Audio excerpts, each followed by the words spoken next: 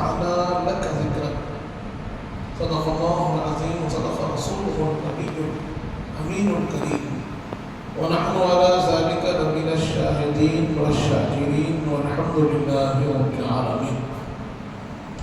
وقال تعالى في شان حبيبه الكريم: إن الله وملائكته يصلون على النبي يا أيها الذين آمنوا صلوا عليه وسلموا تسليما. اللهم صل على سيدنا محمد وعلى آل سيدنا مولانا محمد وبارك وسلم. اے ختم رسول،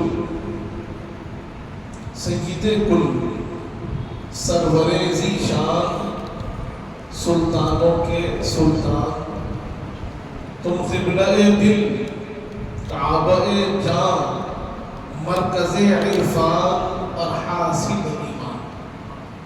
تم سامنے ہو اور میں ہوتا رہوں صدقے. مقصد یہ پر آئے احسان کئی تم نے کیے، تم پہ میں قربان، ہاں یہ بھی ایک احسان. برادران عزیز، حضرت سید الشیوخ فرماتے ہیں: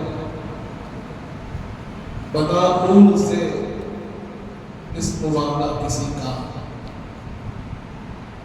زمین پر نہ پڑتا تھا سایہ کسی کا.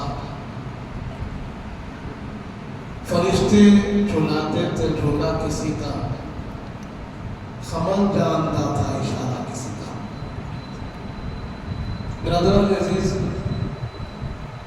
یہ ہمارے لیے بڑی ہی خوش نصیبی ہے کہ اللہ رب العزت نے ہمیں اپنے حبیب پاک صلی اللہ علیہ وآلہ وسلم کی امت کریمہ کا حصہ بنایا اور ان خوش نصیب امتیوں میں ہمیں شامل کر دیا جو حضور پاک صلی اللہ علیہ وآلہ وسلم کا ذکر کرتے ہیں، آپ کی سیرت طیبہ کو سنتے ہیں اور یہ کوشش کرتے ہیں کہ اس پر ہم عمل کریں. برادران عزیز، جب کبھی ہم حضور پاک صلی اللہ علیہ وآلہ وسلم کی محبت کی بات کرتے ہیں اور ہم جانتے ہیں کہ یہ وہ محبت ہے جو ہمارے لیے ضروری ہے، جو ہمارے لیے لازم ہے، اس کے بغیر ہمیں کوئی چارہ نہیں.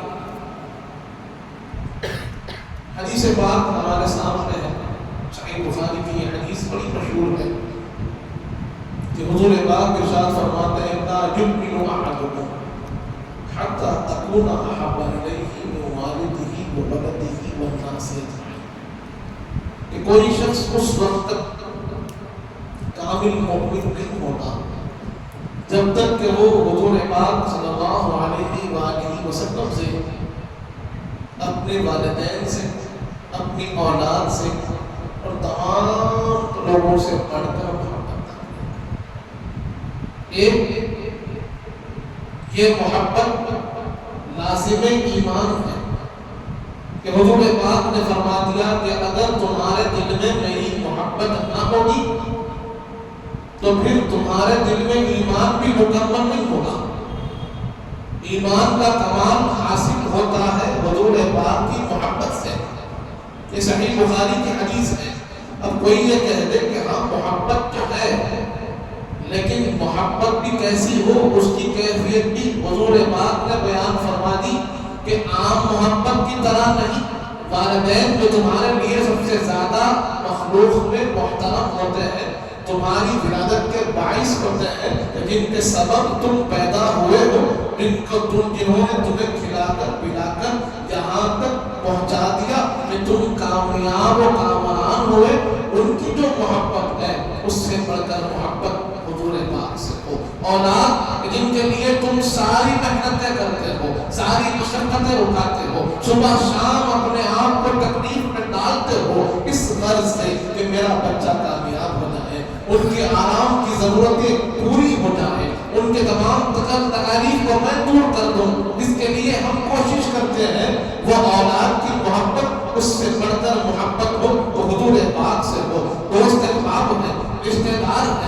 ملاقات کرنے والے آپ کے ساتھی ہیں، اسی طرح آپ کے ساتھ رہنے والے آپ کے ورکرز ہیں، تمام تر رشتے، تمام تر تعلقات، تمام تر لوگ جن کے ساتھ ہم جڑتے ہیں، ان سے ہماری محبت وابستہ ہوتی ہے، وہ تمام تر محبتوں سے بڑھ کر کسی سے محبت ہو وہ حضور پاک سے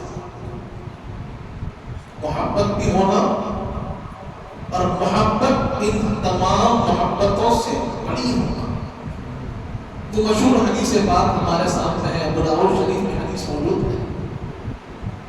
اسی حدیث کا ایک سلسلہ اسے کہہ سکتے ہیں، اس کا پریکٹیکل اسے کہہ سکتے ہیں کہ جہاں یہ حدیث بات میں ہمیں قاعدہ ملا، رول ملا، تھیوری ملی، وہیں پر پریکٹیکل اس کا کیسے ہو۔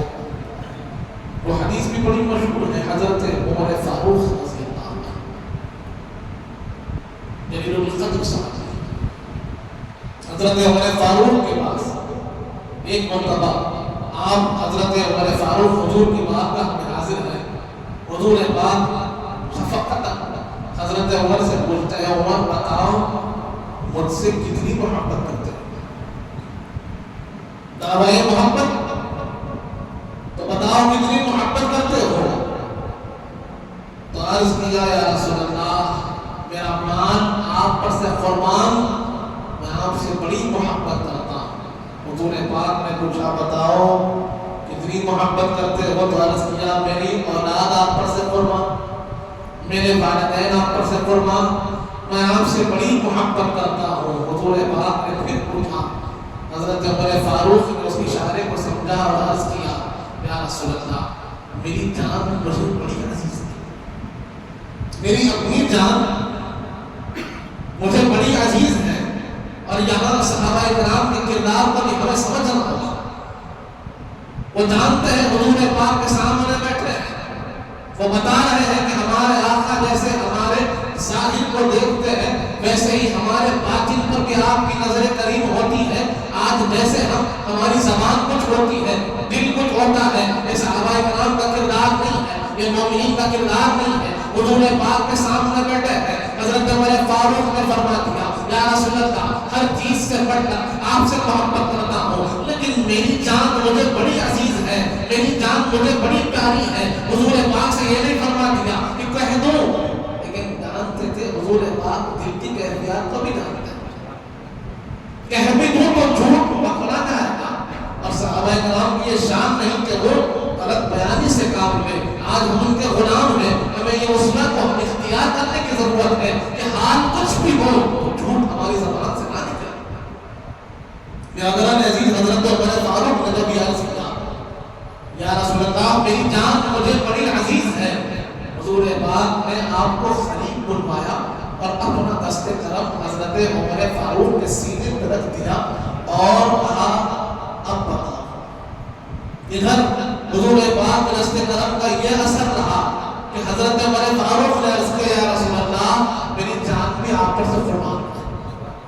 جب یہ فرمایا حضرت عمر فاروق نے تو حضور پاک فرماتے ہیں الآن یا عمر اب تمہارا ایمان مکمل ہوا۔ حضرت عمر فاروق کا ایمان مکمل ہوتا ہے جب سب سے بڑھ کر حضور پاک سے محبت کرے۔ برادران عزیز، آج معاملہ یہ ہے کہ ہم دعوے دار تو ہیں، ہم یہ عرض تو کرتے ہیں کہ ہم حضور پاک سے محبت کرتے ہیں، لیکن کیا واقعات ہماری زندگی اس کی گواہی دیتی ہے؟ ہماری صبح شام اس کی گواہی دیتی ہے، ہمارا کردار اس کی گواہی دیتا ہے، ہمارا گفتار اس کی گواہی دیتی ہے۔ ہمیں یہ بات کا جائزہ خود لینا ہوگا، کسی اور کو فیصلے کی ضرورت نہیں، کسی اور سے پوچھنے کی ضرورت نہیں۔ نہ یہاں پر آپ کو کسی مفتی صاحب کی ضرورت ہے، نہ عالم صاحب کی ضرورت ہے، نہ اور کسی اور صاحب کی ضرورت ہے۔ یہاں ضرورت ہے تو ایک قلب سلیم کی ضرورت ہے، ایک سچے دل کی ضرورت ہے، اور اس دل سے پوچھنے کی ضرورت ہے کہ اے دل بتا تو صحیح کہ میں جو دعویٰ کر رہا ہوں اس میں سچا ہوں یا جھوٹا ہوں؟ میرے دعوے محبت کی سچائی کیا ہے؟ واقعتاً کیا میں نے حضور پاک کی غلامی کا حق ادا کیا؟ دولت ایمان جو بڑے سرفراز ہوئی، کیا میں نے اس کا رب العزت کی معرفت مجھے عطا ہوئی، کیا میں نے اس کا حق ادا کیا؟ اللہ کا کلام میرے سینے میں اتارا گیا، مجھے اس کا بات دیا گیا، کیا میں نے قرآن کا حق ادا کیا؟ حضور پاک کے امتی ہونے کا حق میں نے ادا کیا؟ حضور پاک سے جو تعلق ہونا چاہیے اس تعلق کا حق میں نے ادا کیا؟ یہ سوال ہمیں اپنے آپ سے کرنا ہوگا، کیونکہ حدیث پاک میں آتا ہے، حضور پاک ارشاد فرماتے ہیں کہ اگر تمہارے دل میں کوئی چیز کھٹکتی ہے، کسی بارے میں تمہیں جاننا ہو، کوئی چیز کھٹک رہی ہے، تو ادھر ادھر نہ پوچھو، اس تصدیق قلبک، تمہارے اپنے دل سے پوچھو، وہ بہترین تمہیں فتویٰ دینے والا ہے، بہترین تمہیں راستہ دکھانے والا ہے۔ اللہ نے جوہر تمہارے اندر رکھا ہے، یہ تمیز کی صلاحیت تمہارے اندر رکھی ہے، اٹھ کے تو دیکھو۔ برادران عزیز، جب ہم محبت کی بات کرتے ہیں تو ہمارے لیے بہترین کوئی نمونہ حیات ہے حضور پاک سے محبت کا، تو وہ صحابہ کرام کے ساتھ ہے کہ محبت کیسے ہو۔ اگر جاننا ہے تو صحابہ کرام سے سیکھیے، ان سے بہتر محبت کی مثال ہمیں کوئی اور نہیں دے سکتا، کہ جن کے لیے قرآن کہتا ہے رضی اللہ عنہم ورضوا، یہ وہ ذات ہے، یہ وہ نفوس ہے کہ جن سے رب راضی اور جو رب سے راضی ہے، جن کے لیے قرآن کہتا ہے اشداء علی الکفار رحماء بینہم، کہ اگر کوئی مد مقابل اسلام کے آ جائے تو سختی سے کھڑے ہو جاتے ہیں، اور ایک مومن بھائی سے ان کا تعلق رحم کا ہوتا ہے، محبت کا ہوتا ہے، وہاں سختی نہیں ہوتی۔ جن کے اوصاف کو قرآن بیان کر رہا ہے وہ صحابہ کرام ہمارے لیے بہترین نمونہ ہے، بہترین ہمارے لیے مثال ہے۔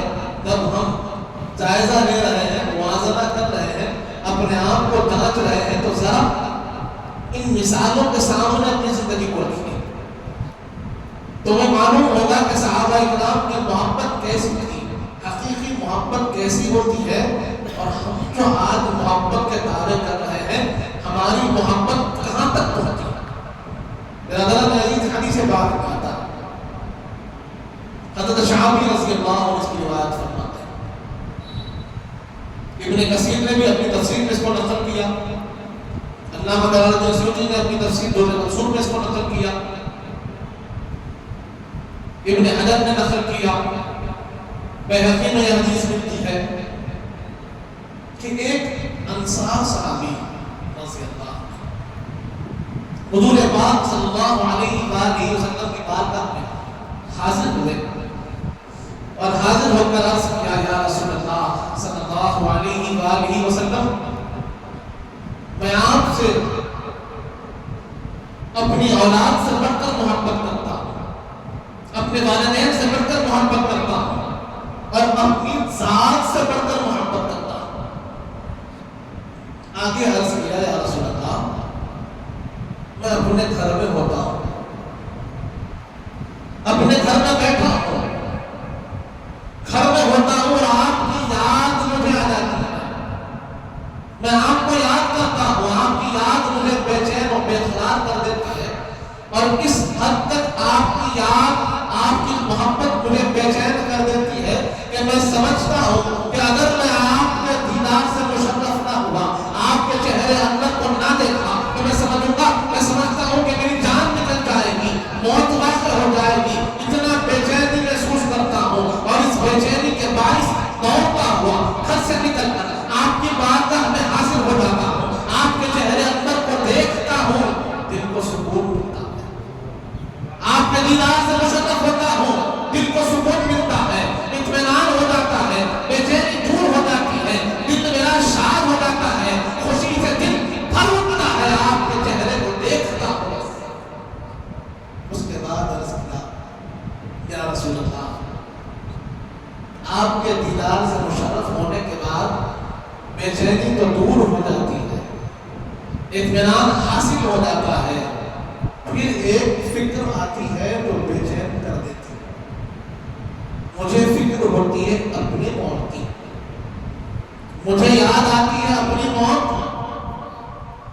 ساتھ یہ بھی خیال ہوتا ہے کہ آپ بھی اس دنیا سے تشریف لے جائیں گے، آپ کا بھی ظاہری وصال مبارک ہو جائے گا، اور آپ سید الانبیاء ہیں، اشرف المرسلین ہیں، سارے بنو آدم کے سردار ہیں، محبوب کبریا ہیں، مقام محمود پر فائز ہونے والی ذات گرامی ہے، آپ کا مقام تو جنت الفردوس میں بلند سے بلند ہوگا، آپ وہاں پر بھی انبیاء کے سردار ہوں گے اور سب سے بلند مقام پر فائز ہوں گے۔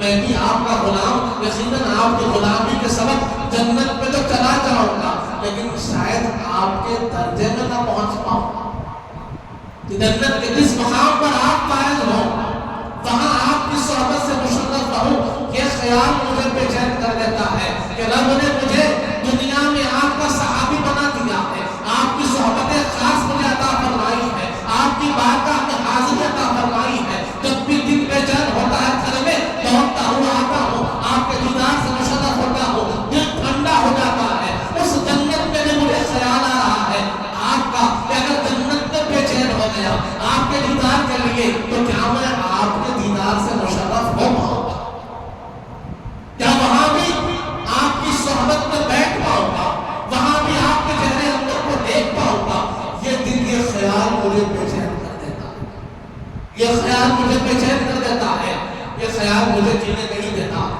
حضور پاک نے ان کے اس کلام کو سنا اور ابھی کچھ نہ فرمایا، ابھی کوئی جواب عنایت نہ ہوا، تبھی جبرائیل امین حاضر ہوئے، جبرائیل امین حضور پاک کی بارگاہ میں حاضر ہوئے، عرض کیا اللہ نے آپ پر سلام بھیجا ہے، اور اللہ فرماتا ہے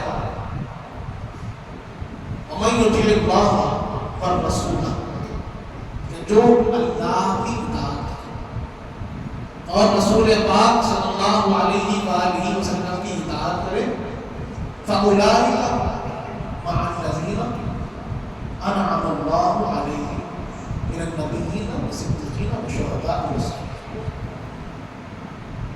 کہ یہ آیت کریمہ نازل ہو گئی، اللہ فرما رہا ہے اے حبیب آپ کے اس جانثار کو سنا دیجیے کہ یہ آپ کی صحبت میں رہنے اور وہاں جنت میں آپ کو نہ دیکھنے پر بے چین و بے قرار ہو رہا ہے، آپ انہیں کہہ دیجیے، فرما دیجیے کہ رب فرما رہا ہے کہ جو اللہ کی اطاعت کرتا ہے، رسول پاک صلی اللہ علیہ وآلہ وسلم کی اطاعت کرتا ہے، یہ ان لوگوں میں شمار ہو جائے گا جن پر اللہ کا انعام ہوا ہے۔ وہ لوگ کون ہیں؟ یہ انبیاء کے ساتھ ہوگا، یہ شہداء کے ساتھ ہوگا، صالحین کے ساتھ ہوگا، صدیقین کے ساتھ ہوگا، وَحَسُنَ أُولَٰئِكَ رَفِیقًا، اور یہ بہترین صحبت ہوگی۔ یہاں پر صحابہ اکرام کی بے چینی میں اللہ نے خوشخبری دے دی کہ آپ کے اس طریقے سے کہہ دیجیے بے چین و بے قرار نہ ہو، اگر تم اللہ کی اطاعت کرو گے، رسول پاک کی اطاعت کرو گے تو یقیناً اللہ کے انعام یافتہ بندوں میں تمہارا شمار ہو جائے گا، اور اسی درجے میں تم رہو گے، اس درجے میں انبیاء ہوں گے، اس درجے میں صدیقین ہوں گے، اس درجے میں شہداء ہوں گے، اس درجے میں صالحین ہوں گے۔ برادران عزیز، صحابہ کرام کی بے چینی پر اللہ نے آیات کریمہ کو نازل فرمایا اور یہاں بتا دیا کہ جو لوگ اللہ اس کے رسول کی اطاعت کرتے ہیں تو پھر یقیناً وہ انہی کے ساتھ ہوں گے۔ اور صحیح بخاری کی وہ حدیث اس کی اور ہمیں تفصیل اور تشریح کرتی ہے۔ حضرت انس بن مالک رضی اللہ عنہ اس کی روایت فرماتے ہیں، آپ فرماتے ہیں کہ جاء عربی، حضور پاک کی بارگاہ میں ایک عربی صحابی حاضر ہوئے، آ کر عرض کیا متی الساعۃ، یا رسول اللہ قیامت کب ہوگی؟ قیامت کب ہوگی؟ حضور پاک صلی اللہ علیہ وآلہ وسلم نے ان کے سوال کے جواب میں ایک اور سوال فرمایا اور فرما دیا کہ بتاؤ تم نے قیامت کی کیا تیاری کی؟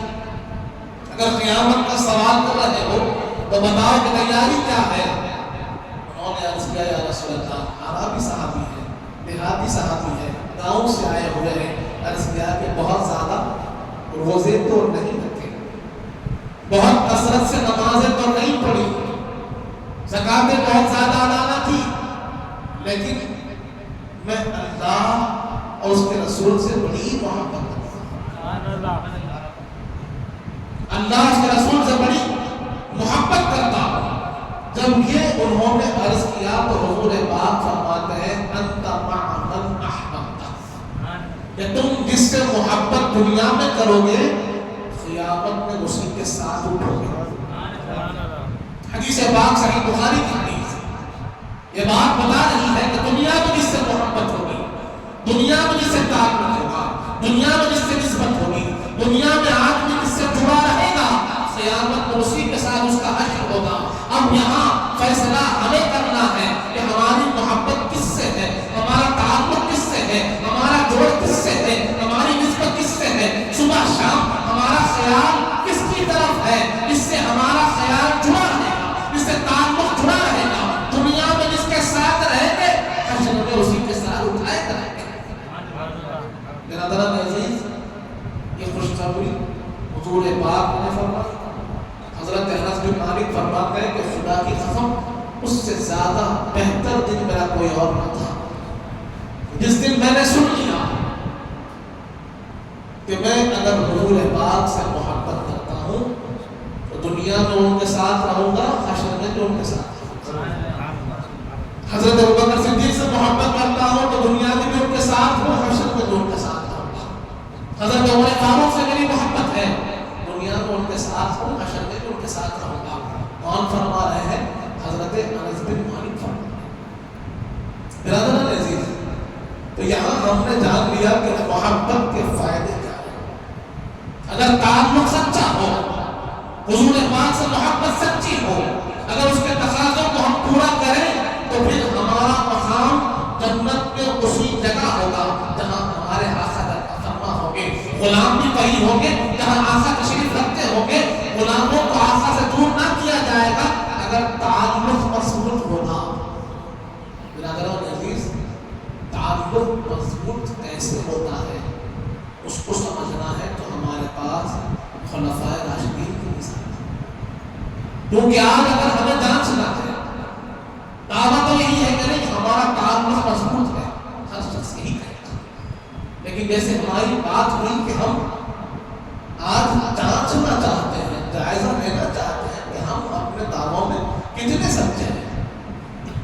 برادران عزیز، اب اگر ہمیں دیکھنا ہے کیونکہ حضور پاک نے ہمیں رہنمائی فرمائی اور ارشاد فرمایا علیکم بسنتی وسنت خلفائے راشدین، کہ تم پر میری سنت کی واجب ہے اور میرے خلفائے راشدین کی سنت بھی تم پر لازم ہے، ضروری ہے۔ اب اس میدان میں اگر ہم حضرت ابوبکر صدیق رضی اللہ عنہ کی بات کریں، اب جا کر عرض کریں کہ تعلق کیسا ہو، حضور پاک سے تعلق کیسا ہو، تو ہم کو حضرت ابوبکر صدیق سمجھائیں گے۔ ابتدائی دور اسلام میں، اسلام کا شروعاتی مکی دور میں، مکی دور میں 39 لوگ مسلمان، ابھی کھل کر تبلیغ نہیں ہوئی،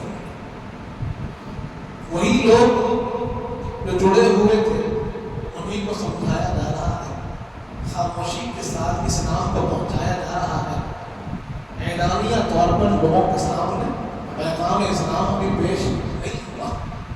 ایک دن حضرت ابوبکر صدیق رضی اللہ عنہ حضور پاک کی بارگاہ میں حاضر، یہ کوہ صفا جو ہے، صفا کا جو پہاڑ ہے اسی کے دامن میں ایک مکان تھا جسے بیت ارقم کہتے تھے۔ وہیں پر حضور پاک تشریف فرما ہوتے تھے اور وہیں پر جو صحابہ اکرام اس وقت اسلام قبول کر چکے تھے حضور پاک سے آ کر ملاقات کرتے تھے۔ اسی بیت ارقم میں حضور پاک تشریف فرما تھے۔ حضرت ابوبکر صدیق رضی اللہ عنہ وہیں پر حاضر تھے۔ صدیق اکبر کے دل میں ایک خیال آیا، آپ بے چین اور بے قرار ہوئے، عرض کیا یا رسول اللہ، ہم حق پر ہیں، ہم سچائی پر ہیں، ہمارے پاس حق آ گیا ہے، اب میں چاہتا ہوں کہ اس کو لوگوں کو سنا دوں۔ خاموشی اب مجھے برداشت نہیں ہوگی، ایک ایک کو سنانا نہیں، میں سب کے سامنے حق کا اعلان کر دینا چاہتا ہوں، اللہ کی وحدانیت کو بیان کر دینا چاہتا ہوں، حضور پاک کی رسالت کے ڈنکوں کو بجا دینا چاہتا ہوں، اب مجھ سے خاموشی برداشت نہیں ہوگی۔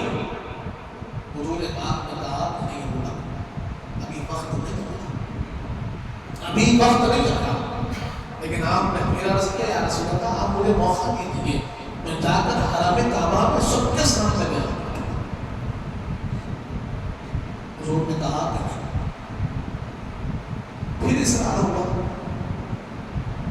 جبکہ یہ صدیق اکبر کا مزاج نہ تھا، لیکن اس وقت ایک کیفیت تاری تھی کہ اللہ کی وحدانیت حضور پاک کی رسالت کو سنا دیا جائے، حق کو عام کر دیا جائے۔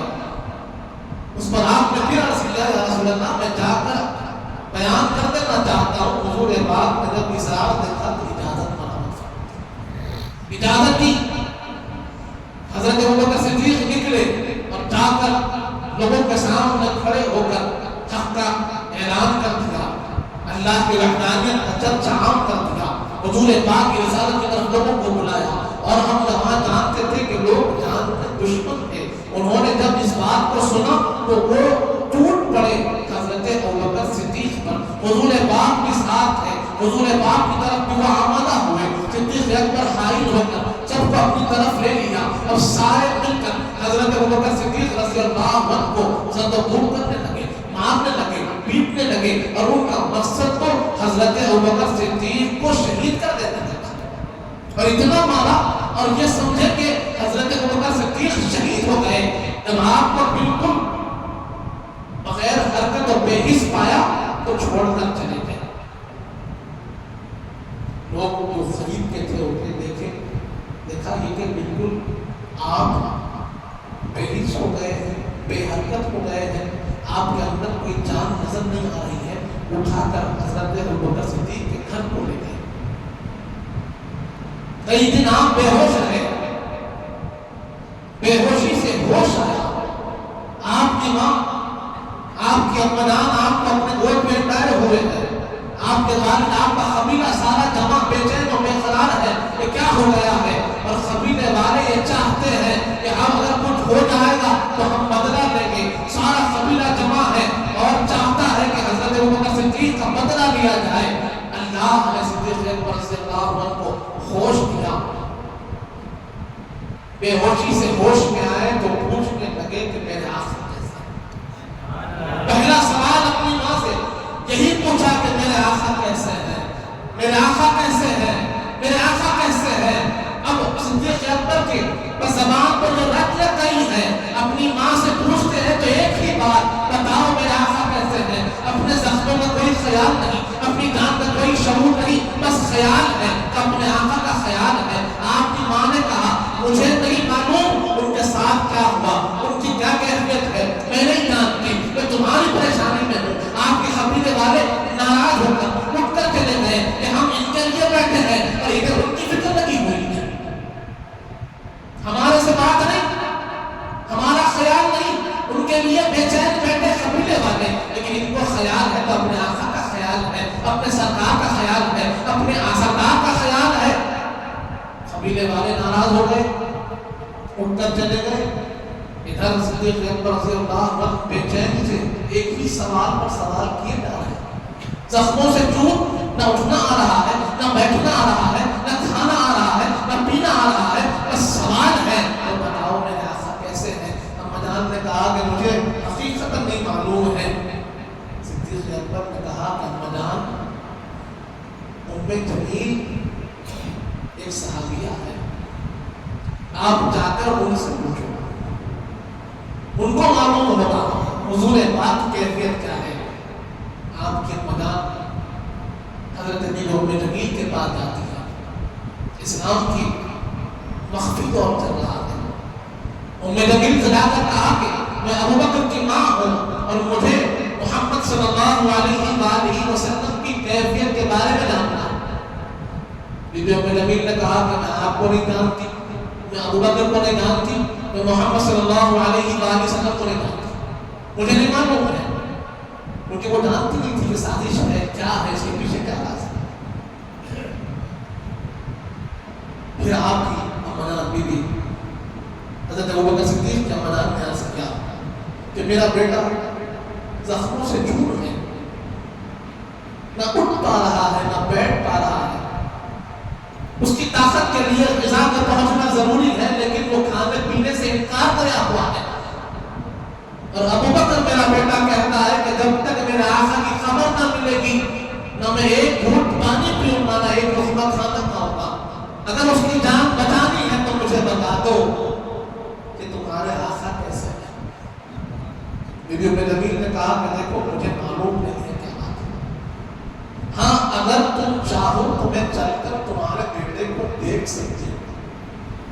یہ طریقہ تھا وہاں تک پہنچنے کا۔ بی بی ام جمیل اب حضرت ابوبکر صدیق کی ماں کے ساتھ چلتی ہوئی آپ کے گھر کو پہنچی۔ حضرت صدیق اکبر کو دیکھی کہ زخموں سے چور ہے، بے پناہ تکلیف میں ہے۔ بی بی ام جمیل کو دیکھا آنکھوں سے تو پوچھا بتاؤ میرے آقا کیسے ہیں، بتاؤ میرے آقا کیسے ہیں۔ ام جمیل نگاہوں سے اشارہ کرتی ہے کہ تمہاری ماں کھڑی ہے، تمہارے باپ کھڑے ہیں، ان کے سامنے میں حضور پاک کی کیفیت کو بیان کر دوں، حضور پاک کے بارے میں تم سے کہہ دوں۔ انہوں نے اشارہ کہا صدیق اکبر نے کہا کہ بتا دو، میرے ماں باپ سخت مزاج نہیں ہے، بتا دو۔ تب بی بی ام جمیل نے کہا کہ آقا سکون سے اچھے ہیں، محفوظ ہیں۔ یہ سنے تو حضرت صدیق اکبر کے چہرے پر تبسم آ گیا۔ محبت یہ نہیں ہے کہ آرام سے بیٹھے ہر ایک کام اپنا چلتا رہے، لوگوں کے گناہ بھی چل رہے ہیں، خطائیں بھی چل رہی ہیں، نمازوں کا ترک بھی چل رہا ہے، روزے بھی چھوڑ رہے ہیں، قرآن سے دوری بھی ہے، اس کے بعد کہہ دیتے ہیں کہ ہم تعلق والے ہیں۔ نہیں، تعلق ایسا ہوتا ہے، تعلق زبان سے نہیں ہوتا، تعلق حقیقت میں اپنے عمل و اپنے خلق سے ہوتا ہے۔ برادران عزیز، صدیق اکبر اپنی جان کے آخری سانسیں لے رہے ہیں، لوگوں کو یقین نہیں کہ واپس آئیں گے نہیں آئیں گے، وہاں بھی اگر کوئی چیز کا خیال ہے تو حضور پاک کا خیال ہے، وہاں بھی کسی کو یاد کر رہے ہیں، حضور پاک کو یاد کر رہے ہیں، وہاں بھی اپنے رب سے زیادہ کسی سے محبت کا جو دلیل ہے یہ دے رہے ہیں اور بتا رہے ہیں کہ حضور پاک سے بڑھ کر میری زندگی میں کوئی اور چیز نہیں ہے، میری جان جاتی ہے چلی جائے لیکن مجھے معلوم ہونا چاہیے کہ میرے آقا محفوظ ہے۔ جب حفاظت کی خبر سنی تو کہنے لگے کہ نہیں، جب تک حضور کے دیدار سے مشرف نہ ہوگا جب تک میں کچھ نہیں کھاؤں گا۔ بڑی تکلیف سے آپ کو اٹھایا گیا، آپ کو اٹھا کر حضور پاک کی بارگاہ میں حاضر ہوئے۔ حضور پاک نے اپنے رفیق غار کو دیکھا تو آگے بڑھ کر صدیق اکبر کو لے کر چوم لیا، اپنے پاس بٹھا لیا۔ حضور پاک کو انہوں نے دیکھا تو آنکھوں سے آنسو لگا ہو گئے۔ برادران عزیز، محبت کی یہ دلیل ہوتی ہے، محبت کی دلیل یہ نہیں ہوتی کہ زبان سے کہا جا رہا ہے ہم حضور پاک کے غلام ہیں اور ہم جان کی تو بہت دور کی بات ہے، مال بہت دور کی بات ہے، ارے چھوٹا عمل کچھ سنتیں ہم نے رکھا زندہ ہو جائے، یہ چیز نظر نہیں آ رہی۔ کیسی محبت، کس محبت کے ہم دعوے کر رہے ہیں؟ محبت کی مثال ہمارے سامنے حضرت ابوبکر صدیق نے دی۔ برادران عزیز، صدیق اکبر رضی اللہ عنہ، حدیث پاک میں آتا ہے کہ حضور پاک نے ارشاد فرمایا کہ مجھے تین چیزیں دنیا میں اچھی لگتی ہیں، مجھے تین چیزیں پسند ہیں۔ ایک اچھی خوشبو پسند ہے، ایک جو نیک خاتون ہوتی ہے وہ پسند ہے، اور تیسری چیز پسند ہے کہ لوگ نماز پڑھیں۔ حضور پاک نے اپنی تین پسند کی چیزیں فرمائی تو صدیق اکبر عرض کرنے لگے یا رسول اللہ مجھے بھی تین چیزیں پسند ہیں، اگر اجازت ہو تو عرض کرو۔ حضور پاک نے فرمایا کہو تمہاری پسند کی کیا چیزیں ہیں؟ عرض کیا یا رسول اللہ مجھے دنیا میں سب سے زیادہ پسند ہے تو آپ کے چہرے کو دیکھنا پسند ہے، آپ کے چہرے کو ٹچنا پسند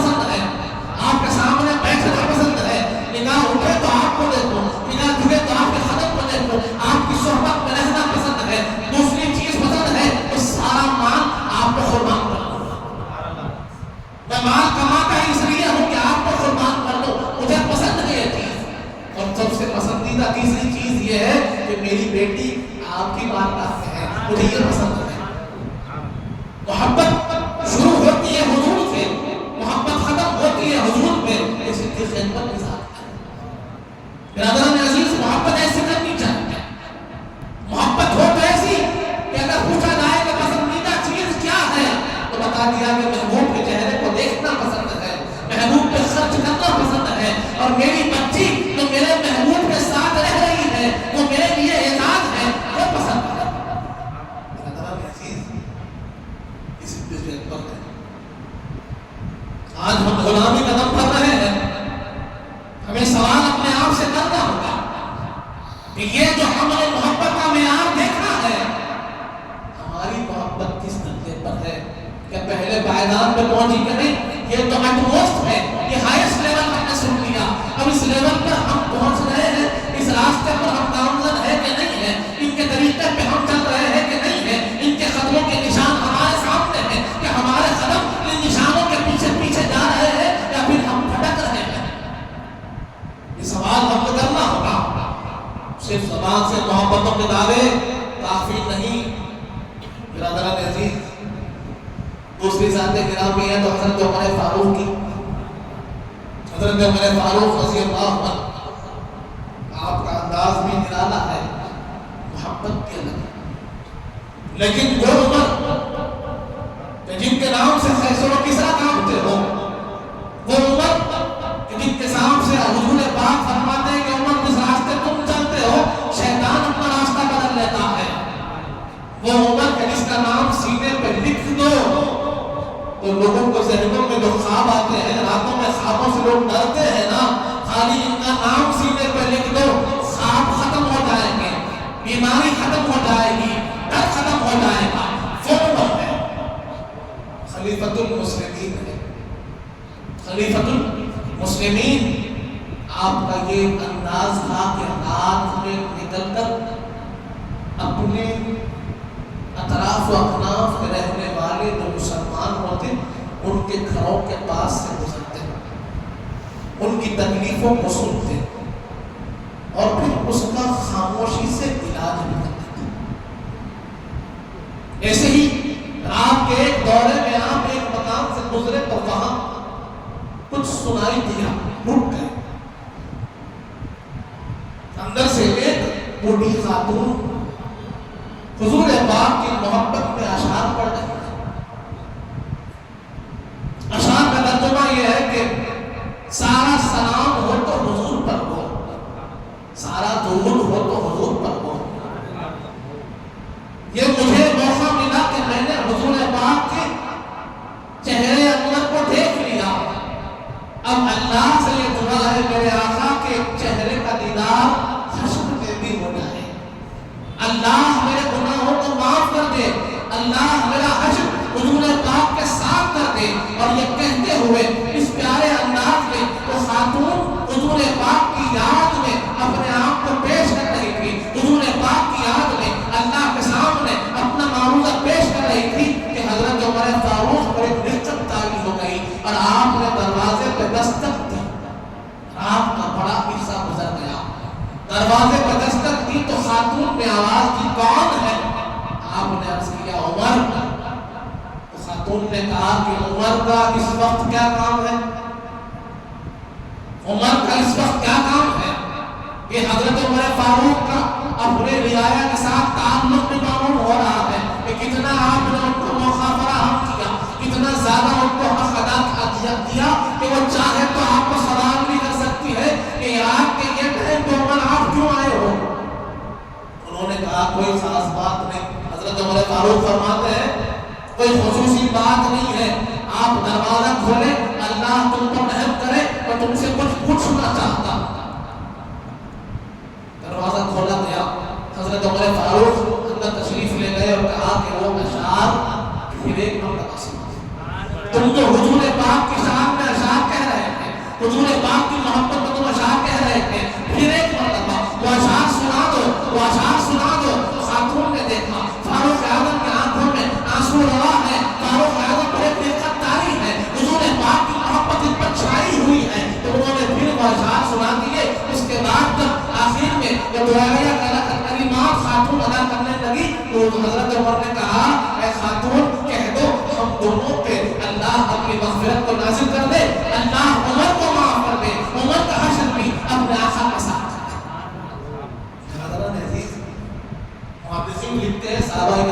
فرماتے ہیں کہ اس کے بعد کئی دنوں تک حضرت عمر فاروق بیمار ہو گئے، کئی دن بیمار رہے۔ حضور پاک کی فنا، حضور پاک کی یاد میں ان کو بے چین کر دیا تھا۔ محبت ایسی ہوتی ہے، محبت کا مطلب یہ نہیں ہے کہ جو چاہے کر لو پھر دعوی محبت زندگی میں اثر نہیں۔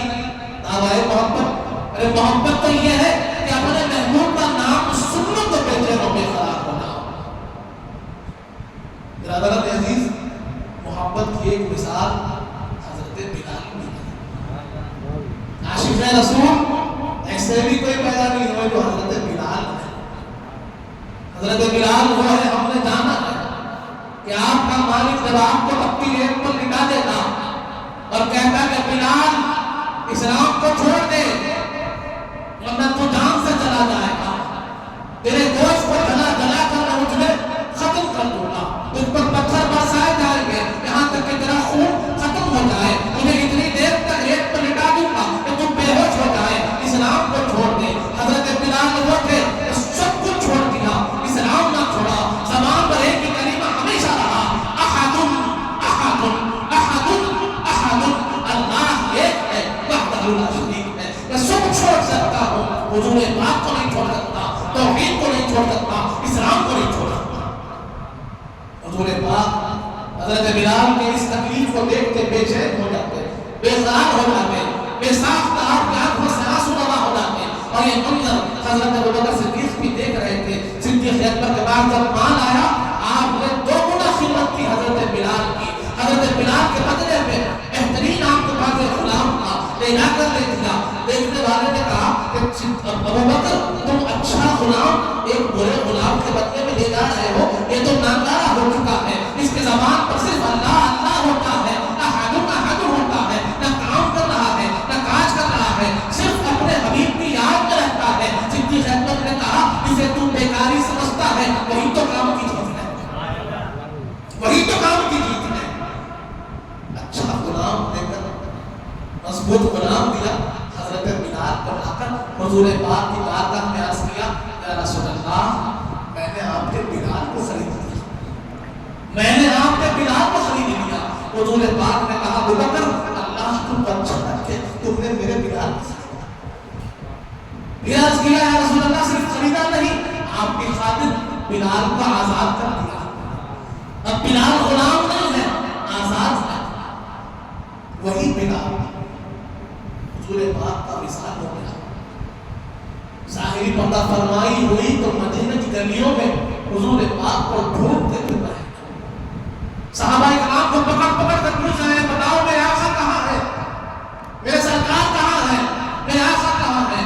حضرت بلال غم کے ایسی کیفیت میں ڈوب گئے تھے، کوئی سنبھالنے والا نہ تھا، کوئی اور چیز سمجھ نہیں آ رہی تھی۔ جب دیکھا کہ مدینے میں بے چینی ختم نہیں ہو رہی ہے تو مدینہ چھوڑ کر حبشہ کو چلے گئے، حلب میں چلے گئے، اپنے مقام میں جا کے وہاں رہ گئے۔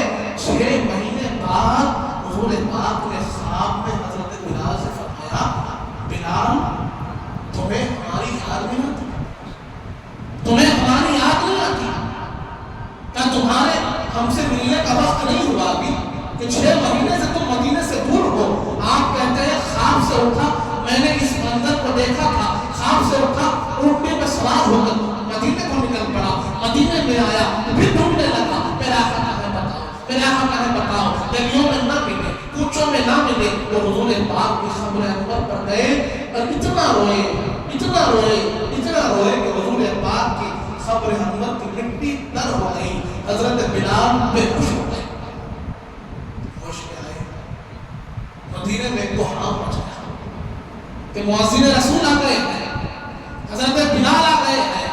سارے صحابہ کرام جمع ہو گئے اور عرض کیا بلال پھر ایک مرتبہ واضح سنا دو، پھر ایک مرتبہ واضح سنا دو جو حضور پاک کے زمانے میں سنتے تھے، واضح پھر ایک مرتبہ ہمارے سامنے ہو جائے، وہ صدا پھر ایک مرتبہ بلند کر دو۔ حضرت بلال نے کہا کہ ممکن ہی نہیں، میں نہیں کر سکتا، یہ میرے لیے بڑی مشکل بات ہے۔ صحابہ کرام فرماتے ہیں کہ ایسا نہیں ہوتا، بلال ہماری بات نہیں سنتا، بلال کو سنانے کے لیے حسنین کریمین کو صحابہ بھی جانتے تھے کہ حضور کو حضرت بلال دیکھتے ہیں تو حسنین بھی دیکھتے ہیں، ان چہروں میں حضور نظر آتے ہیں انہیں۔ حسنین کریمین کو بلایا گیا اور عرض کیا گیا کہ آپ بلال سے کہہ دیجیے کہ آزاد سنیں، آپ کی بات کو بلال رد نہیں کرتے۔ امام حسین حضرت بلال کا ہاتھ پکڑ کر کہتے ہیں حضرت بلال پھر ایک مرتبہ واقعہ سنا، پھر ایک مرتبہ واقعہ سنا دو۔ تو حضور کے زمانے میں آپ سناتے تھے۔ جب حسنین نے فرمایا تو حضرت بلال نے کہا کہ میں آپ کو انکار نہیں کر سکتا، شرط یہ ہے کہ جب تک میں رضا دوں آپ میرے سامنے بیٹھیں گے، کیونکہ حضور پاک میرے سامنے بیٹھتے تھے، اس چہرے انور کو دیکھ کر میں رضا دیتا تھا۔ آج وہ چہرے انور میرے سامنے نہیں، یہ چہروں میں وہ چہروں کو دیکھتا ہوں، آپ میرے سامنے بیٹھے میں رضا دوں گا۔ اب رضا شروع ہوئی، اللہ اکبر اللہ اکبر، مدینے میں آواز بلند ہوئی، مدینہ سارا باہر نکل اٹھا، جہاں پر حضرت بلال نے بھی پہنچایا اشہد ان لا الہ الا اللہ، مدینے والے سارے گھروں سے باہر ہیں۔ مورخین لکھتے ہیں کہ جب حضرت بلال پہنچے اشہد ان محمد رسول اللہ، حضرت بلال ادھر بے ہوش ہو گئے اور ادھر سارا مدینہ ایسی آوازوں سے رونے لگا کہ ویسا پہلے کسی کو روتے ہوئے نہیں دیکھا۔ محبت ایسی ہوتی ہے میرے دوست، محبت ایسی ہوتی ہے کہ محبوب کا نام لے لے تو آدمی کے دل و حواس کھو جاتے ہیں۔ حضرت بلال بتاتے ہیں محبت کیسی ہوتی ہے، اور یہ محبت کا درجہ دیکھیے، مقام بھی ہمارے سامنے ہو کہ جب محبت سچی ہو تو کہاں تک پہنچا دیتی ہے۔ جب فتح مکہ ہوا، مکہ کو فتح کیا گیا، اللہ علیہ السلام کو عزت و عظمت عطا فرمائی کہ جس شہر سے حضور پاک کو ہجرت کرنا پڑا اس شہر کو آپ نے قبضے میں لیا، اور وہاں پر جہاں سب موجود تھے جتنے دشمن سے موجود تھے، حضور پاک نے کہا کہ آج رحم کا دن ہے، سب کو معاف کر دیا جائے گا۔ رحمت للعالمین کا اثر حضور پاک نے بیان فرمایا۔ اس کے بعد آذان کی باری آئی تو حضور پاک نے فرمایا بلال کہاں ہے؟ مکے نے دیکھا تھا بلال پر ظلم ہوتے ہوئے، آج بلال کی عظمت و عزت کو بھی مکہ دیکھے گا۔ اب حضرت بلال کو بلایا گیا اذان دینے کے لیے، اور حضور پاک نے کہا بلال آج مکے پر کعبے پر چڑھ جاؤ، کعبے پہ چڑھ کے اذان دینا تمہیں ہے، جہاں تمہیں دیکھا گیا تھا تختی ایک پر تمہیں ظلم کرتے ہوئے دیکھا گیا، آج تمہاری عظمت اسلام نے اتنی بلند کی ہے کہ کعبے پر اللہ کے گھر پر کھڑے ہو کے تم اذان دو گے۔ اب حضرت بلال حضور پاک کے حکم سے کعبے پر کھڑے ہو گئے۔ اب کعبے پر کھڑے ہو کر حضور پاک سے عرض کرتے ہیں یا رسول اللہ، جب بھی میں مدینے میں اذان دیتا تھا تو کعبے کی طرف منہ کر اذان دیتا تھا، آج میں کعبے پر کھڑا ہوں کس طرف منہ کر اذان دوں؟ حضور پاک نے کہا کعبے کی طرف منہ کر اذان دو، میں بیٹھا ہوں اس طرف دیکھا کر سبحان اللہ۔ حضرت عزیز مکے میں یہ منظر بھی دیکھا ہے، حضرت بلال کعبے پہ کھڑے ہو کر اللہ کی توحید کی صدا کو بلند کر رہے ہیں اور بتا رہے ہیں کہ جو حضور پاک کا غلام ہوتا ہے اللہ وہ عزت عطا فرماتا ہے کہ کعبے سے بلند اس کا مقام ہوتا ہے۔ حضرت عزیز یہ محبت ہے، دعوے محبت کرنے والا نہیں ہے، اس کو ثابت کرنا ہوگا، اسے ثابت کرنا ہوگا، اسے اپنے عمل سے، اپنی نیت سے، اپنے اخلاص سے ثابت کرنا ہوگا۔ برادران عزیز محبت کی ایک مثال ہم دیکھتے ہیں تو مولا علی مشکل کشا کی مثال ہے۔ آج لوگ عمل کو بڑی اہمیت دیتے ہیں، عمل کی اپنی اہمیت ہے، اس کی اپنی اہمیت ہے، لیکن عمل بغیر محبت کے نامکمل ہے۔ اس بات کو سمجھنے کی ضرورت ہے۔ ہجرت کی شب ہمارے سامنے ہے، ہجرت کی شب ہمارے سامنے ہے، جہاں پر دارالندوہ میں یہ سازش رچی گئی تھی، یہ منصوبہ بنا دیا گیا کہ وہ حضور پاک صلی اللہ علیہ وآلہ وسلم کو شہید کر دیں گے۔ بہت سے مشورے ہوئے، تفصیل تفصیل اور مشہور واقعہ ہے، آپ نے بارہا سنا ہوگا۔ بہت سے مشورے ہوئے کہ کیسے شہید کیا جائے گا، کیسے آپ پر حملہ کیا جائے گا۔ اگر آپ پر کوئی ایک قبیلہ یا دو قبیلے حملہ کر دیں تو پھر بنو ہاشم ایک بڑا قبیلہ ہے، اس کا مقابلہ کیسے ہوگا؟ تو وہاں پر ایک شیخ اور نجد کا بھی ذکر ملتا ہے، بوڑھا جو نجد سے آیا تھا۔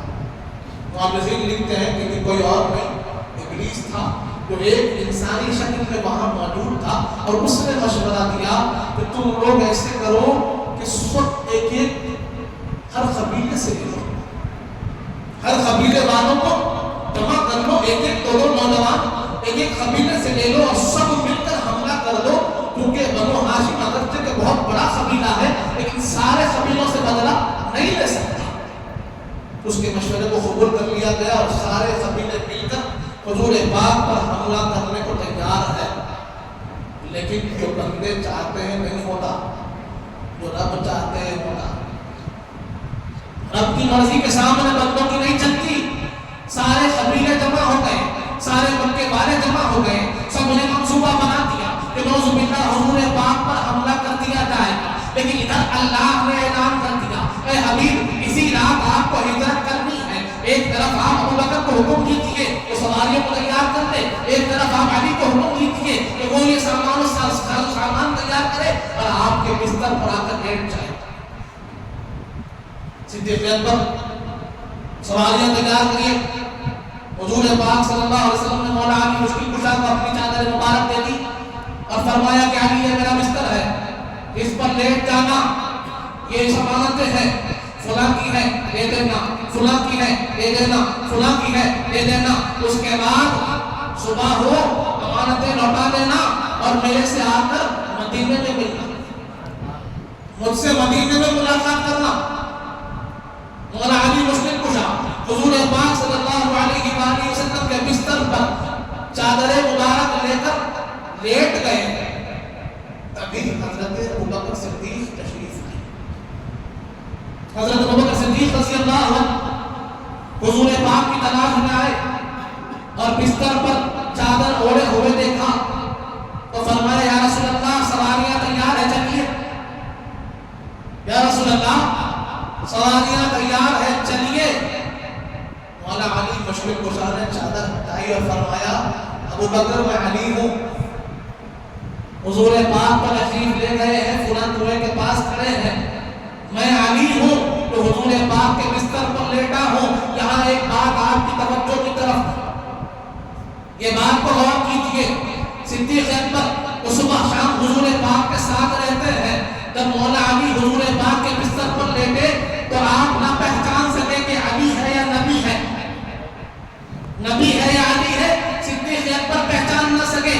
وجہ یہ ہے کہ صحابہ کرام اور خصوصاً مولا علی مشکل کشا کی یہ خاصیت تھی، یہ خصوصیت تھی کہ آپ نے اپنے آپ کو حضور پاک میں فنا کر دیا تھا، کہ آپ کا چلنا حضور پاک کی طرح ہوتا تھا، آپ کا اٹھنا حضور پاک کی طرح ہوتا تھا، آپ کا بیٹھنا حضور پاک کی طرح ہوتا تھا، یہاں تک کہ بستر پر لیٹے تو ایسے لیٹے کہ صدیق اکبر ایسی ذات نہ سمجھ پائی یا علی لیٹے ہوئے ہیں یا رسول پاک لیٹے ہوئے ہیں۔ فنائیت ایسی ہوتی ہے، غلامی ایسی ہوتی ہے، حضور پاک کی اتباع اطاعت ایسی ہوتی ہے کہ ایک ایک قدم ہر ایک ادا اپنے آقا کی اپنا لو کہ دیکھنے والوں کو معلوم نہ ہو کون ہے۔ میرا عزیز ہجرت کی شب گزاری گئی، ادھر سفر چلا، ادھر تلواروں کے سائے میں مولا علی آرام کر رہے ہیں، پتھر لگ رہے ہیں، آرام کر رہے ہیں، معلوم ہے صبح کچھ بھی ہو سکتا ہے، آرام کر رہے ہیں۔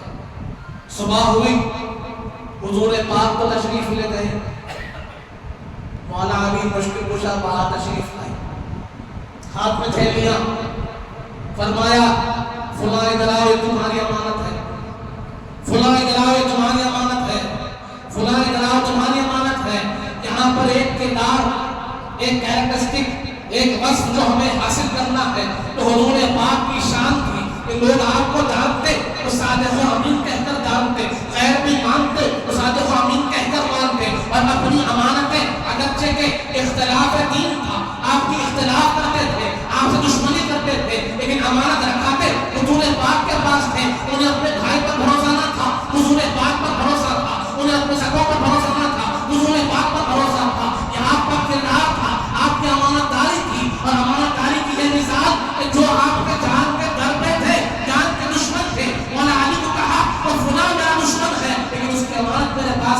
اجازت دے دینا، امانت داری اپنا کردار اپنا رہنا، سامنے والے کے لحاظ سے کردار نہیں بدلنا، جو کردار ہمارا ہے اسے باقی رکھنا۔ حضور پاک نے بتا دیا کہ دشمن ہو لیکن تم اپنی امانت داری نہیں چھوڑنا۔ برادران عزیز، مولا علی مشکل کشا ساری امانتیں لوٹانے کے بعد روایات میں آتا ہے کہ 8 دن گزر گئے، 8 دن گزر گئے، مولا علی مشکل کشا کے پاس سواری نہیں، لیکن دل بے چین ہو گیا، بے قرار ہو گیا۔ حضور پاک صلی اللہ علیہ وآلہ وسلم ہجرت فرما گئے، اب میں کیا کروں؟ مکے میں اب دل نہیں لگتا۔ حضور پاک تشریف لے گئے تو مولا علی پیدل ہجرت کر کر مدینہ چلے۔ سوچئے، سواری نہیں ہے لیکن حضور پاک کی محبت ایسی کھینچی کہ آپ نے اپنے پیروں کا خیال نہ کیا، سختی اور گرمی کا خیال نہ کیا، تکلیف کا خیال نہ کیا، پاک پیادہ نکل پڑے مدینے کے راستے پر اور کئی دن کا سفر طے کر کر مسجد خبا کے پاس پہنچے جہاں حضور پاک کا قیام تھا۔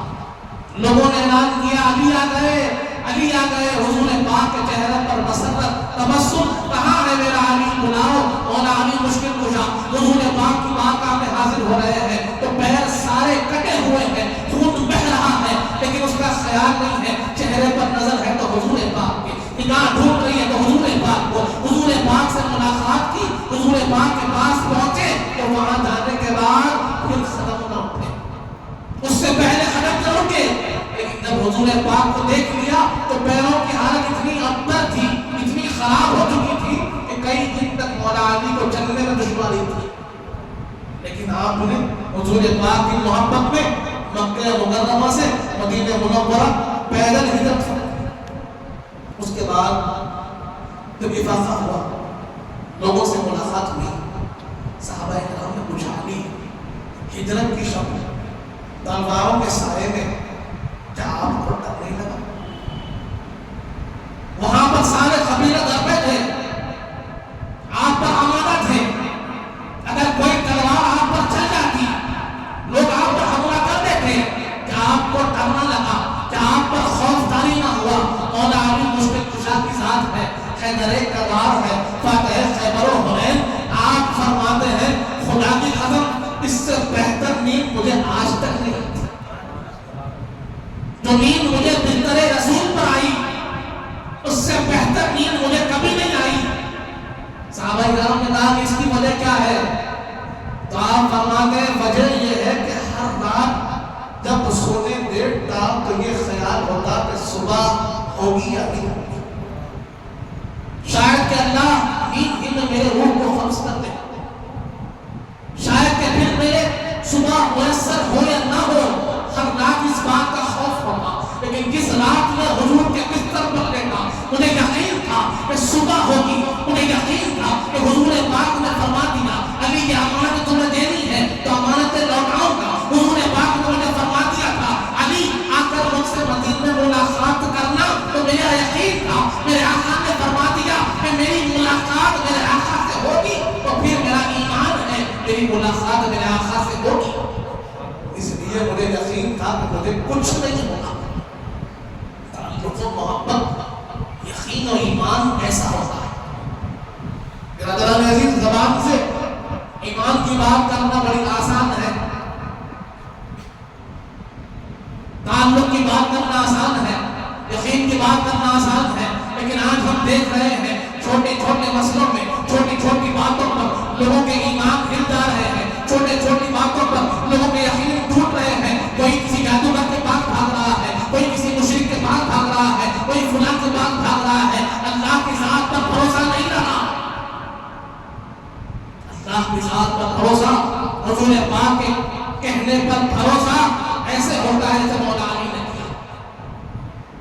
آج کہاں ہے بھروسہ؟ چھوٹی چھوٹی دنیاوی معاملات کے لیے آدمی کے ایمان کے نالے پڑ جا رہے ہیں، ایمان کی حفاظت بہت ضروری ہو گئی۔ برادران عزیز، وہی مولا علی، امام حاکم نے اس روایت کو نقل کیا،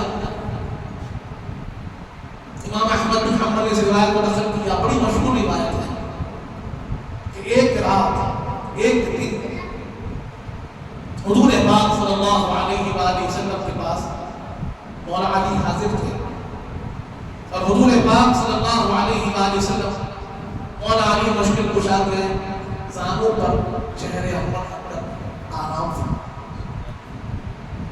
آرام کیا، اور ادھر مولا علی مشکل کشا نے نماز عصر ادا کی تھی، نماز عصر ادا نہ ہوئی تھی، حضور پاک آپ کے زانوں پر آرام کر لیے، وقت عصر جانے لگا، حضور پاک کی نیند اور اس میں خلل، یہ خیال بھی مضبوط تھا، مولا علی مشکل کشا سورج کو دیکھ رہے ہیں کہ ڈوب رہا ہے، اور ادھر حضور پاک کے چہرے انور کو دیکھ رہے ہیں کہ حضور پاک آرام فرما رہے ہیں۔ مولا علی مشکل کشا نے اس بات کو اپنے دل کو سمجھا دیا کہ حضور پاک کے آرام پر سب کچھ قربان ہے، سب کچھ قربان ہے۔ وقت جب ختم ہو گیا، سورج ڈوب گیا، مولا علی کے چہرے پر نماز چھوٹ جانے کی ایک غم کی کیفیت تاری ہوئی۔ برادران عزیز، یہ بات بھی سمجھنے کی ہے، نماز چھوٹ گئی، اس باعث آپ کا چہرہ اتر گیا، مرجھا گیا، بے چینی چھا گئی، ایک غم چہرے پر طاری ہو گیا۔ حضور پاک جب بیدار ہوئے، نگاہ نبوت میں جب مولا علی کے چہرے کو دیکھا کہ غم کے آثار نمودار ہو رہے ہیں، چہرے پر غم، چہرے پر رسوائی، چہرے پر بے چینی، حضور پاک نے پوچھا علی کیا بات ہے؟ کہا تم نے عصر کی نماز ادا نہ کی تھی؟ جانتے ہیں کہ بے چینی دنیا کی معاملات میں سے نہیں ہوتی، علی کے چہرے پر بے چینی ہے تو نماز کے چھوڑنے کی بے چینی ہے۔ علی بے قرار ہو گئے ہیں، غمگین ہو گئے تو نماز چھوٹنے کی وجہ سے غمگین ہو گئے ہیں۔ آج ہم غمگین ہوتے ہیں دنیاوی مان چھوٹنے کی وجہ سے، آج ہم بے چین ہوتے ہیں دنیاوی نقصان ہوتا ہے تو، آج ہم بے چین ہوتے ہیں دنیاوی کاروبار میں کمی آ جائے تو، لیکن اگر نماز چھوٹتی ہے تو چہرے پر بے چینی نظر نہیں آتی، نماز کا وقت نکل جاتا ہے، ہمیں احساس تک نہیں ہوتا، اذان سنتے ہیں ہمیں جواب دینے کا احساس نہیں ہوتا، ہم کون سی غلامی کی بات کر رہے ہیں، کون سے راستے پہ ہم چل رہے ہیں، یہ سوال ہمیں اپنے آپ سے کرنا ہوگا۔ برادران عزیز، جب بے چینی بے قراری حضور پاک نے ملاحظہ فرمائی تو اللہ رب العزت کی بارگاہ میں عرض کیا، مالک یہ علی اللہ اس کے رسول کی اطاعت میں تھا، یہ علی رسول پاک کی خدمت و اطاعت میں تھا، اور اس خدمت و اطاعت کی وجہ سے اس کی نماز چلی گئی ہے۔ میں آپ کی بارگاہ میں دعا کرتا ہوں اور سورج کو اشارہ کیا، اے سورج لوٹ جا، اللہ کے حکم سے ادھر دعا مکمل ہوئی، ادھر اشارہ ہوا، ڈوبا ہوا سورج لوٹ آیا، حضور پاک نے کہا کہ علی جاؤ عصر پڑھ لو۔ برادران عزیز، اگر خیال مضبوط ہو تو انتظام ادھر سے ہوتا ہے، اہتمام ادھر سے ہوتا ہے۔ اپنے تعلق کو مضبوط تو کیجیے، اپنے یقین کو مضبوط تو کیجیے، اللہ اس کے رسول کے راستے پر آگے تو بڑھیے، انتظام کرنے والی ذات پر ہر بات ہے۔ اللہ فرما رہا ہے وَمَن يَتَّقِ اللَّهَ يَجْعَلْ لَهُ مَخْرَجًا وَيَرْزُقْهُ مِنْ حَيْثُ لَا يَحْتَسِبُ، کہ جو اللہ سے تقوی اختیار کرتا ہے اللہ اس کے لیے راستوں کو فراہم کر دیتا ہے، وَيَرْزُقْهُ مِنْ حَيْثُ لَا يَحْتَسِبُ، اور وہاں سے دیتا ہے جہاں سے اس نے گمان تک نہ کیا ہوگا۔ آج ہم اپنے رزق کی فکر میں لگے ہوئے ہیں، اپنے راستوں کی فراہمی کی فکر میں لگے ہوئے ہیں، رب العزت فرما رہا ہے تم میرے راستے پر چلو، تمہارے کھانے کا انتظام میں کرتا ہوں، تمہارے راستوں کو فراہم میں کرتا ہوں، تمہارے لیے ہموار میں کروں گا راستے، میرے راستے پر چلو، میرے راستے پر آ تو جاؤ، تقوی اختیار تو کرو۔ برادران عزیز، یہ مثال ہمارے سامنے ہے، مولا علی مشکل کشا حضور پاک کی محبت میں بیٹھے رہے تو حضور پاک نے ایسا انتظام کیا کہ سورج جو ڈوب چکا تھا واپس ہوا، اور مولا علی کو حکم دیا کہ علی نماز پڑھو۔ برادران عزیز، آج ہماری بے چینی مال کے لیے ہے، ہماری بے چینی اپنی دنیاوی ضروریات کے لیے ہے، ہماری بے چینی اپنے کاروبار کے لیے ہے۔ اگر بے چین ہونا ہی ہے تو نماز کے لیے ہونا، بے چینی ہونی چاہیے تو قرآن کے لیے ہونی چاہیے، بے قراری ہونی چاہیے تو اللہ کے ذکر کے لیے ہونی چاہیے۔ اور آج افسوس اس بات کا ہوتا ہے کہ جو لوگ نماز نہیں پڑھ رہے ہیں وہ تو اللہ کے پاس ان سے پوچھ ہوگی، گرفت ہوگی، اللہ ان کا پوچھے گا، لیکن وہ لوگ جو نماز میں کھڑے ہیں ان کی نمازیں بھی محفوظ نہیں ہیں، ان کی نمازوں میں بھی خیال دنیا کا آتا ہے، ان کی نمازیں بھی دنیا کے خیال سے محفوظ نہیں۔ ہمیں چاہیے کہ اپنی نمازوں خالص اللہ کے لیے کریں، اس کے لیے دنیا کی محبت کو دل سے نکالنا چاہیے۔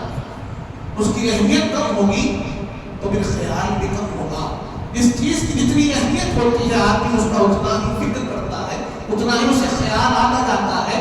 ہم دیکھتے ہیں کبھی کوئی بیمار ہو جائے تو صبح سے شام تک اسی کا خیال چلتا رہتا ہے، کوئی چیز آپ کو زحمت دے صبح سے شام تک اسی کا خیال چلتا رہتا ہے۔ تو جس کی جتنی اہمیت ہوگی اتنا ہی اس کا خیال ہوگا۔ اگر نماز میں کھڑے ہیں، رب کے سامنے کھڑے ہیں، اللہ کی یاد میں کھڑے ہیں، اللہ کی عبادت میں کھڑے ہیں، اور وہاں پر اگر رب کا خیال نہیں آتا، دنیا کا خیال آ رہا ہے، تو یہ پھر آپ کے لیے سوال ہے، یہ ہمارے لیے سوال ہے کہ ہمارے پاس کس کی اہمیت زیادہ ہے، کیونکہ جس کی اہمیت زیادہ اس کا خیال بھی زیادہ ہے۔ یہ بات کو ہمیں سمجھنا ہوگا، کم سے کم اپنے عبادات کو تو مضبوط کرنا ہوگا۔ برادران عزیز، یہ محبت کا انداز ہے، یہ صحابہ کرام کی محبت ہے، یہ صحابہ کرام کا تعلق ہے۔ آج ہم جب سنت کی بات کر رہے ہیں، حضور پاک کے طریقے کی بات کرتے ہیں، تو ہم دیکھتے ہیں کہ لوگوں نے آج آپشنز تلاش کرنا شروع کیا ہے۔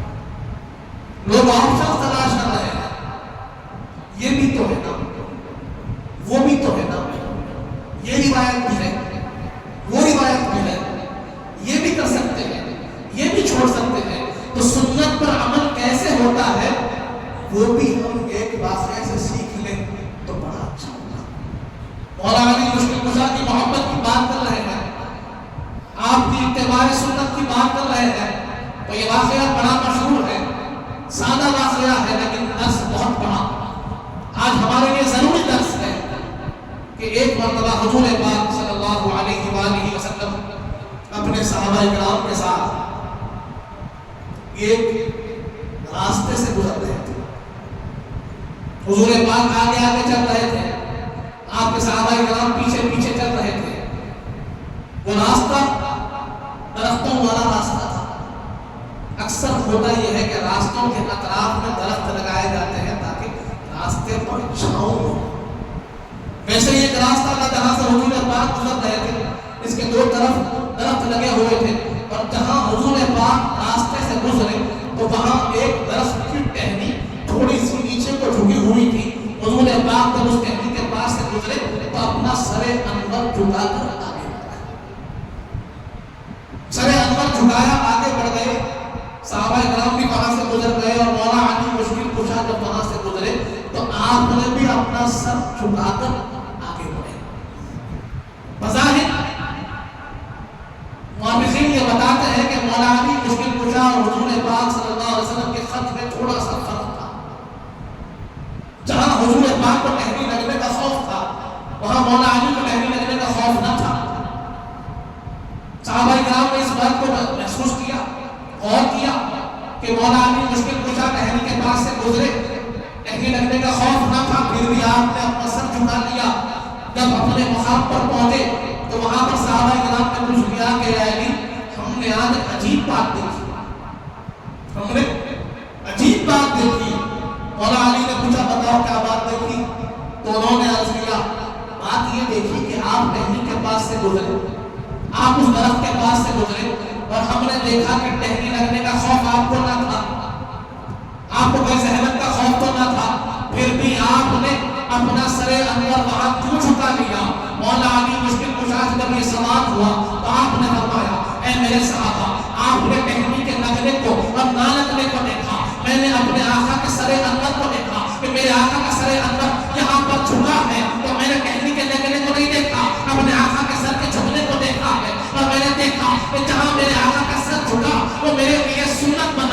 نہ وہاں پر میں نے سبق کو دیکھا، نہ علت کو دیکھا، نہ وحی کو دیکھا، وہاں پر میں نے دیکھا تو حضور کی سنت کو دیکھا، حضور کے عمل کو دیکھا، حضور پاک کے اس عمل کو میں نے سنت تصور کیا، اس لیے ٹہنی کے پاس سر لگے نہ لگے میں نے اپنے سر کو جھکایا، حضور پاک کی سنت کی تقدیم کی۔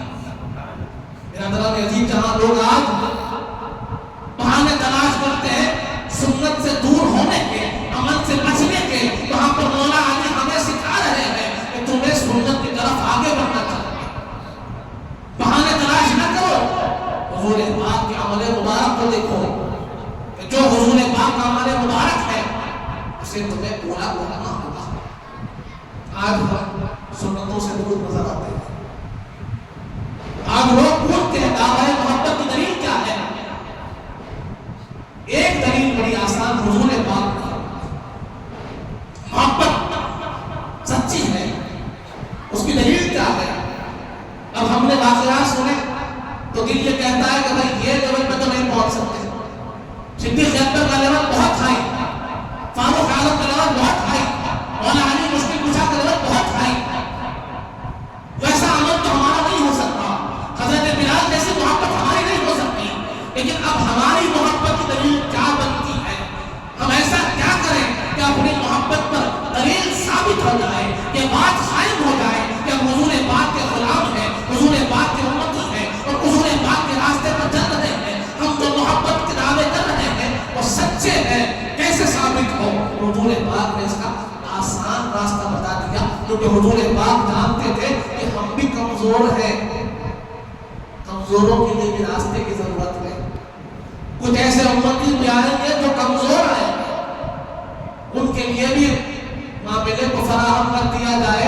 حضور پاک نے ارشاد فرما دیا من احیا سنتی فقد احبنی، من احب سنتی فقد احبنی، کہ جو میری سنتوں کو زندہ کرتا ہے وہ مجھ سے محبت کرتا ہے، جو میری سنتوں سے محبت کرتا ہے وہ مجھ سے محبت کرتا ہے۔ اور آگے فرما دیا جو مجھ سے محبت کرتا ہے کانا معی فی الجنہ، وہ میرے ساتھ جنت میں ہوگا۔ برادران عزیز، حضور پاک نے ہمیں راستہ بتا دیا، حضور پاک نے ہمیں طریقہ بتا دیا کہ اگر تم اپنی محبت کی دلیل پیش کرنا چاہتے ہو تو حضور پاک کی سنتوں کو زندہ کرنے والے ہو، حضور پاک کی سنتوں کو چھوڑنے والے نہیں۔ مومن وہ ہوتا ہے جو حضور پاک کی سنتوں کو زندہ کرتا ہے۔ ہم یہاں سے حاصل کر کر اٹھے کہ ہماری زندگی میں سنتوں کو ہم اختیار کریں گے، چھوٹی سنت ہو بڑا معاملہ ہو اس کی سنت ہو، حضور پاک کی حیات بابرکت ہمیں ہر ایک میدان میں رہنمائی فرماتی ہے، ہر ایک جگہ ہماری رہنمائی فرماتی ہے۔ کوئی ایسا میدان نہیں جہاں حضور پاک نے ہمیں طریقہ نہ بتایا ہو، چاہے آپ عبادت لے لیجیے، چاہے آپ معاملات لے لیجیے، چاہے آپ معاشرت لے لیجیے، کسی بھی عنوان پر کہیں پر بھی آپ خدا کی قسم اٹھا کر دیکھیے قرآن، اٹھا کر دیکھیے حدیث، اٹھا کر دیکھیے سیرت، آپ کو رہنمائی مل جائے گی۔ کمزوری ہماری ہے کہ ہم اپنے آپ کو قرآن سے دور کیے ہوئے ہیں، حدیث سے دور کیے ہوئے ہیں، حضور پاک کی سیرت سے دور کیے ہوئے ہیں، اس لیے آج بے چین ہے، بے قرار ہے، افراتفری کا شکار ہے، یہاں تو بھٹک رہے ہیں، یہاں تو بھٹک رہے ہیں، کیونکہ ہم نے جو صحیح راستہ ہے حضور پاک کا وہ چھوڑ دیا۔ اور یہ اللہ کی زندگی اٹھا کر دیکھیے، معلوم ہوگا حضور پاک کی زندگی پر کیسے عمل کرتے ہیں۔ ان کی زندگی پیکر ہوتی ہے سیرت طیبہ کی، ان کا راستہ اسی لیے اللہ نے فرما دیا انعام یافتہ بندوں کے راستے پر چلو، وہی راستہ صحیح راستہ۔ برادران عزیز کو اگر ہم اپنے دعوی محبت کو ثابت کرنا چاہتے ہیں تو اس کی دلیل یہ ہے کہ ہم سنتوں کو زندہ کرنے والے بنے، ہماری گھر میں ہماری بستی میں سنتیں عام ہو، سنتوں کے پیکر بنے، یہ نہ ہو کہ کوئی کہنے والا سننے والا یہ کہہ دے بھائی تمہارے حبیب کا عمل کیا ہے، تمہارا عمل کیا ہے، تم جس کی غلامی کا دم بھر رہے ہو ان کا کردار کیا ہے، تمہارا کردار کیا ہے، انہوں نے کیسے اخلاق پیش کیے، تمہارے اخلاق کیسے ہیں، ان کا گفتگو کا انداز کیسا ہے، تمہارا انداز کیسے ہے۔ اگر کوئی پوچھ لے کیا جواب دیں گے، کیونکہ اللہ فرما رہا ہے لقد کان لکم فی رسول اللہ اسوۃ حسنہ، کہ بہترین کوئی نمونہ حیات ہے تو حضور پاک کی ذات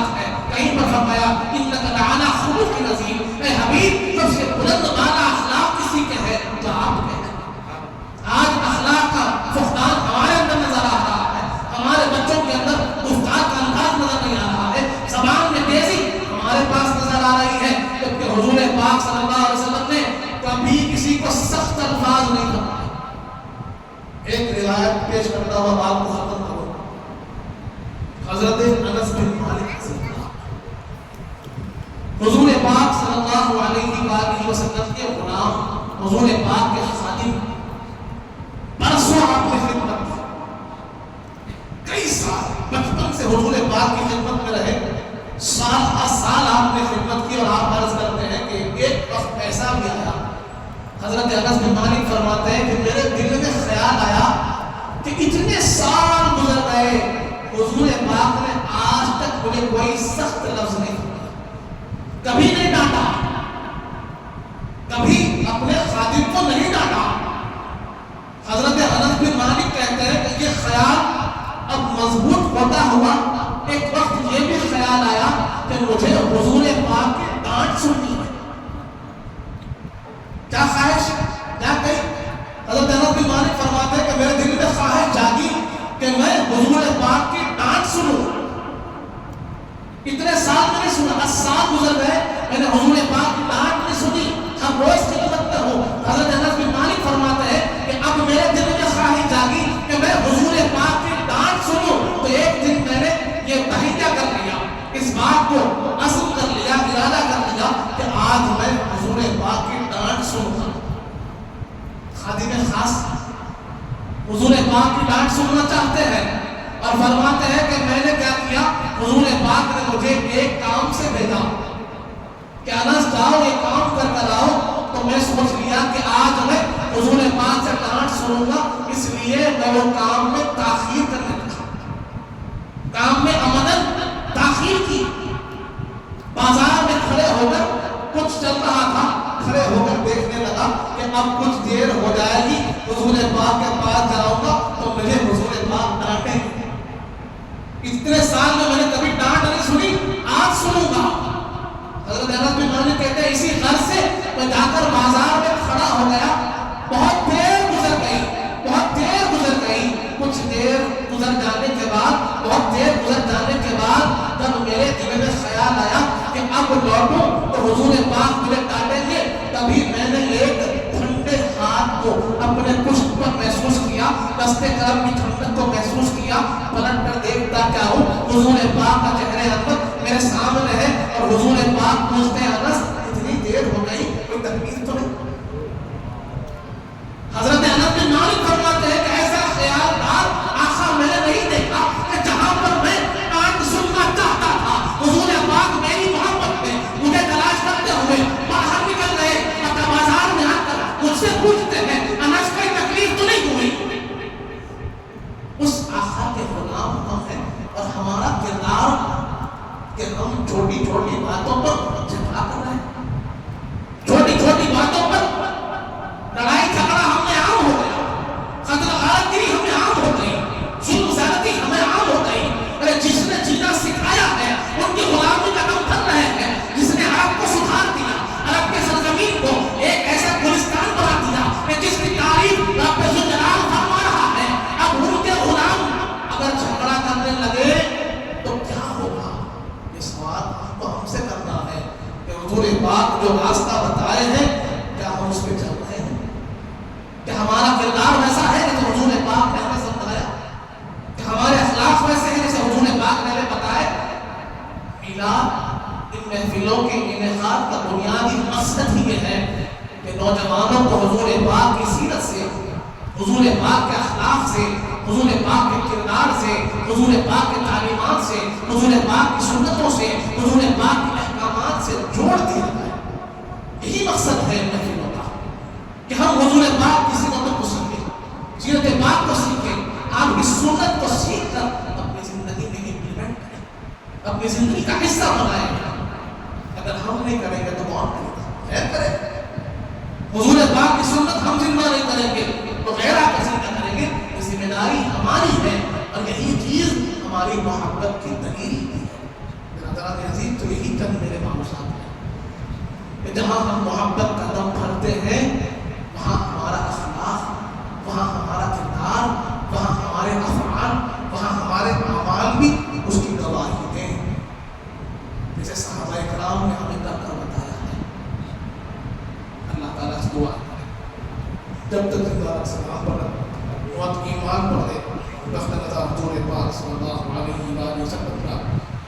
دیدار نصیب فرما، ہمیں نیک و صالح متقی و پرہیزگار بنا، ہمارے گناہوں کو معاف فرما، ہمارے گناہوں کو نیکیوں سے تبدیل کرنے والے، ہمیں جو پریشان حال ہیں ان پریشانیوں کو دور فرما، ہمیں جو بیمار ہونے شفا کاملہ عطا فرما، ہمیں جو محفوظ ہیں ان کے سب کو عطا فرما، جو کچھ کہے ہیں جو کچھ سنے ہیں اس پر عمل کرنے کی توفیق عطا فرما۔